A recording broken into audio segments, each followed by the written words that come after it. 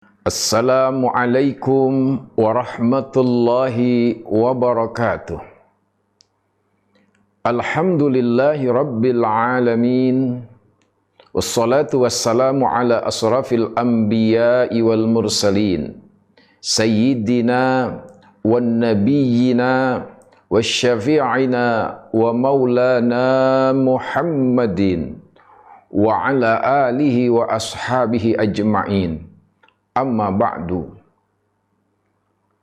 Para pemirsa Al-Baqiyah TV dimanapun Anda berada, puji syukur kita panjatkan kehadirat Allah. Alhamdulillah kita bisa berjumpa kembali dalam sebuah syiar dakwah bersama Al-Baqiyah TV dalam rangka merayakan hari kelahiran baginda Nabi kita Muhammad sallallahu alaihi wa alihi wasallam di bulan Rabiul Awal ini. Para pemirsa Al-Baqiyah TV dimanapun Anda berada, tidak terasa sebentar lagi kita akan memasuki bulan Rabiul Awal, bulan di dalamnya terlahir makhluk yang mulia karena dimuliakan oleh zat yang maha mulia. Makhluk yang agung karena diagungkan oleh zat yang maha agung. Oleh karena itu, dalam kesempatan yang baik ini, saya akan menyampaikan keistimewaan daripada baginda Rasul sallallahu alaihi wa alihi wasallam, sebagaimana dijelaskan oleh Imam Al-Ghazali di dalam kitab Ihya Ulumuddin. Para pemirsa Al-Baqiyah TV dimanapun Anda berada, dijelaskan dalam kitab Ihya bahwa baginda Rasul sallallahu alaihi wasallam disebut sebagai aqrabu halki ilallah, makhluk yang paling dekat kepada Allah Subhanahu wa taala. Rasulullah sallallahu alaihi wasallam memang manusia, tetapi berbeda dengan manusia-manusia yang lainnya. Sehingga dalam kitab Ihya dijelaskan bahwa baginda Rasul adalah aqrabu halki ilallah, makhluk yang paling dekat kepada Allah Subhanahu wa taala. Mana bukti kedekatan baginda Rasul sallallahu alaihi wasallam dengan Allah Subhanahu wa taala? Apa bukti Rasul sebagai makhluk yang dekat kepada Allah sebagai Khalik? Kita lihat dalam surah Al-Insyirah, Allah Subhanahu wa taala berfirman, A'udzu billahi minasyaitonir rajim. Bismillahirrahmanirrahim. Alam nashrah laka sadrak wa wada'na anka wizrak wa rafa'na laka zikrak. Al-ayah. Ada kalimat wa rafa'na laka zikrak,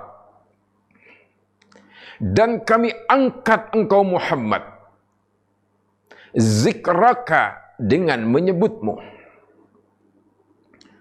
Para mufassir menafsirkan ayat ini, ai bi an tuzkara ma'az zikri, dengan menyebutmu Muhammad ma'az zikri, disertai dengan menyebut namaku. Para pemirsa Al-Baqiyah TV dimanapun Anda berada, di dalam Tafsir Munir, Syekh Nawawi Al-Bantani menafsirkan ayat ini dengan kalimat, lau anna rajulan abadallaha wa yashhadu alla ilaha illallah walam yashhad Muhammadar Rasulullah lam yantafi bi syai'in. Lau anna rajulan, seandainya ada seseorang yang ahli ibadah kepada Allah Subhanahu wa taala, wa yashhadu an la ilaha illallah, dan dia berkeyakinan, dia beriktikad bahwa tiada Tuhan yang wajib disembah kecuali Allah.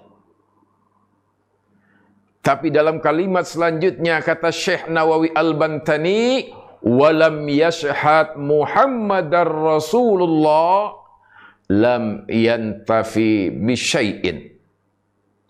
Sesungguhnya ibadahnya, keyakinannya, syahadatnya lam yantafi, tidak bermanfaat. Kenapa? Karena tidak meyakini kerasulan baginda Rasul sallallahu alaihi wasallam. Betapa dekatnya baginda Rasul sallallahu alaihi wasallam dengan sang Khaliknya Allah Subhanahu wa taala, sehingga Allah abadikan dalam Al-Qur'an wa rafa'na laka zikrak, dengan menyebut nama Nabi Muhammad ma'az zikri, disertai dengan menyebut namaku. Para pemirsa Al-Baqiyah TV dimanapun Anda berada, inilah satu di antara keistimewaan baginda Rasul yang disebutkan dalam kitab Ihya, aqrabu khalqi ilallah, makhluk yang paling dekat kepada Allah Subhanahu wa taala.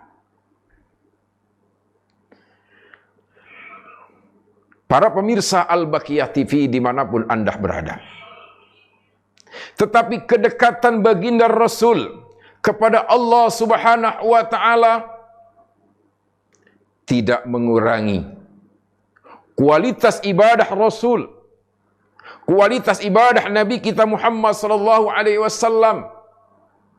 Makhluk yang sudah dijamin masuk surga, yang dosanya sudah diampuni oleh Allah Subhanahu wa taala, yang kedekatannya tidak diragukan lagi, tetapi ibadahnya begitu kuat kepada Allah Subhanahu wa taala, sehingga diriwayatkan oleh Siti Aisyah radhiyallahu anha bahwa Rasul sampai bengkak kakinya akibat terlalu banyak sujud. Iya, saya tahu banyak masyarakat yang kakinya pada bengkak, tapi kan bukan karena mereka banyak ibadah, tetapi disebabkan oleh penyakit itu sendiri. Ada penyakit asam urat, ada penyakit encok, dan lain sebagainya. Kalau baginda Rasul, karena kualitas ibadah kepada Allah Subhanahu wa taala. Para pemirsa Al-Baqiyah TV dimanapun Anda berada, semoga kedekatan baginda Rasul kepada Allah Subhanahu wa taala menjadikan inspirasi bagi kita untuk senantiasa bertaqarrub, untuk senantiasa mendekatkan diri kita kepada Allah Subhanahu wa taala. Kalau kita dekat, Allah pun akan dekat kepada kita. Tetapi sebaliknya, jika kita jauh dari Allah, jikalau kita menjauh dari Allah, maka Allah akan jauh daripada kita. Teringat sebuah syair daripada Bimbo dalam lagunya sering kita dengar, bahkan masyhur di masyarakat, aku dekat, engkau dekat. Ya. Kalau engkau dekat, aku pun dekat. Para pemirsa Al-Baqiyah TV dimanapun Anda berada, Pak, insya Allah kedekatan kita kepada Allah akan menjadi wasilah keridhaan Allah Subhanahu wa taala. Lalu bagaimana agar kita menjadi dekat kepada Allah? Agar kita senantiasa bertaqarrub kepada Allah? Kita kembali mengikuti baginda Rasul sallallahu alaihi wasallam sebagai makhluk yang dekat kepada Allah dengan meningkatkan kualitas ibadah kita kepada Allah. Maka salah satu ibadah yang bisa mendekatkan diri kita kepada Allah adalah ibadah dalam bentuk salat. Aqimis salah li zikri. Tegakkan salat, laksanakan salat li zikri, kata Allah, untuk mengingat aku, untuk dekat kepadaku.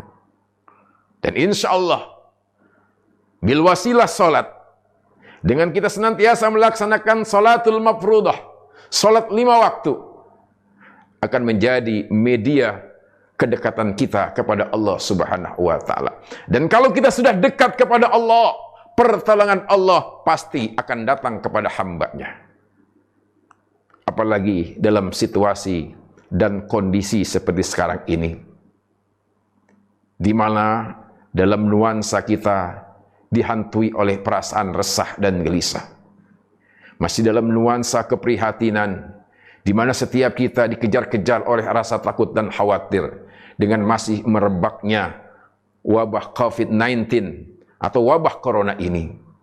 Mari kita dekatkan diri kita kepada Allah Subhanahu wa taala bil wasilah bijahi sayyidina Muhammad, dengan wasilah, dengan keagungan Nabi kita Muhammad sallallahu alaihi wasallam, dengan sarana, dengan media salat. Semoga Allah Subhanahu wa taala melindungi diri kita, melindungi keluarga kita, melindungi sanak famili kita, melindungi saudara-saudara kita, melindungi tetangga-tetangga kita. Bahkan Allah Subhanahu wa taala melindungi negeri yang kita cintai ini dari wabah yang sangat menakutkan ini. Semoga Allah Subhanahu wa taala panjangkan umur kita dalam ketaatan. Semoga Allah Subhanahu wa taala memberikan kesehatan kepada kita untuk senantiasa bertakarub, beribadah kepada Allah Subhanahu wa taala. Ini sajalah yang dapat saya sampaikan. Lebih dan kurangnya saya mohon maaf. Ana urid wa antum turid, wallahu fa'alul liman yurid. Assalamualaikum warahmatullahi wabarakatuh.